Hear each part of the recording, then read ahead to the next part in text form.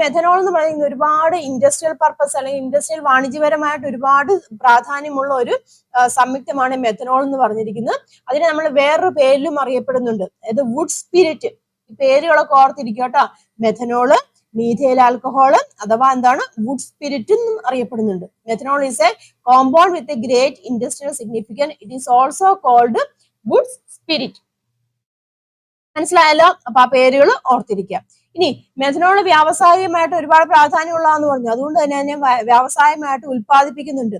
ആ ഉൽപാദനം എന്ന് പറഞ്ഞിരിക്കുന്നത് കാർബൺ മോണോക്സൈഡും ഹൈഡ്രജനുമായിട്ട് റിയാക്ട് ചെയ്തിട്ടാണ്. കാർബൺ മോണോക്സൈഡിനെ ഹൈഡ്രജനുമായിട്ട് പ്രവർത്തിപ്പിക്കും. അതൊരു എന്താണ്, ഒരു കാറ്റലിസ്റ്റ് കേട്ടോ. ഒരു കാറ്റലിസ്റ്റിന്റെ പ്രസൻസിലാണ്, കാറ്റലിസ്റ്റിന്റെ പ്രസൻസിൽ കാർബൺ മോണോക്സൈഡിനെ ഹൈഡ്രജനുമായിട്ട് റിയാക്ട് ചെയ്തിട്ടാണ് മെഥനോൾ ഇൻഡസ്ട്രിയൽ ആയിട്ട് അല്ലെങ്കിൽ വ്യാവസായികമായിട്ട് നിർമ്മിക്കുന്നത് കേട്ടോ.